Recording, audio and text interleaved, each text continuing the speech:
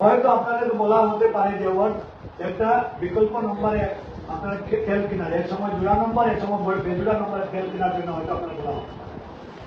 এই ইমার্জেন্সি অবস্থা যেটা আগে কোনোদিন ভারতবর্ষে আসছিল না, একবার আসবে আমরা এই বিজেপি, কিন্তু এখন যে সিচুয়েশন ক্রিয়েট হইতেছে, জিডিপি যেভাবে ডাউন হচ্ছে, ভারতবর্ষের অবস্থা যেভাবে খারাপ হচ্ছে, বৈদেশিক নীতি যেভাবে দুর্বল হচ্ছে, আমরা ভারতবর্ষের অবস্থা এই বিজেপি সরকার সম্বন্ধে কিছু ভালো না।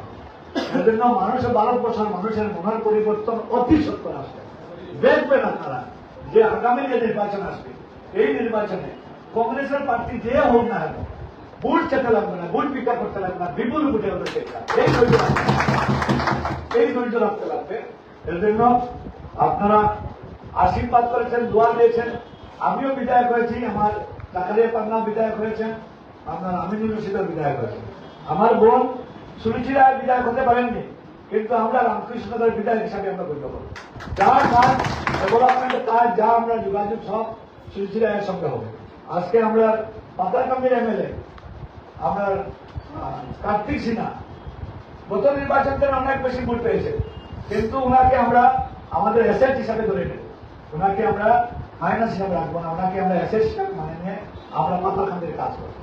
এর লাগে আপনাদের যেহেতু গত নির্বাচন, আজকে যেহেতু পর্যালোচনার সভা আমার জেলা প্রদেশ সভাপতি প্রত্যেক জেলাতে এক একটা কমিটি করে দিয়েছেন। জেলার ভারপ্রাপ্ত সাধারণ সম্পাদক, আমি প্রদেশের সাধারণ সম্পাদক, আমি আছি, হাইলাকান্দিতেও আছি। আমার সঙ্গে অমিত কালওয়ারকে দেওয়া হয়েছে, আর অজিত সিং, প্রাক্তন মন্ত্রী অজিত সিং সাহেবকে দেওয়া হয়েছে। অজিত সিং সাহেবের শারীরিক অবস্থা খুবই খারাপ, উনি গৌহাটিতে অসুস্থ, এর জন্য আসতে পারেননি।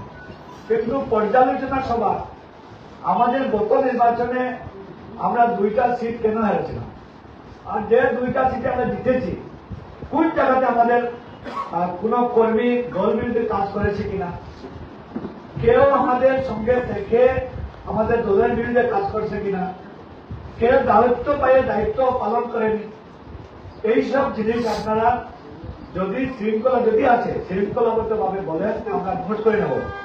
আমাদেরকে প্রদেশ কংগ্রেস থেকে এরকম একটা ফরম্যাট দেওয়া হয়েছে, এই ফরম্যাট ওয়াইজ আমরা সমষ্টি ওয়াইজ আমরা নোট করে নেব, আর এই নোটটা আমরা প্রদেশ কংগ্রেসের সভাপতিকে আমরা প্রস্তাব করব।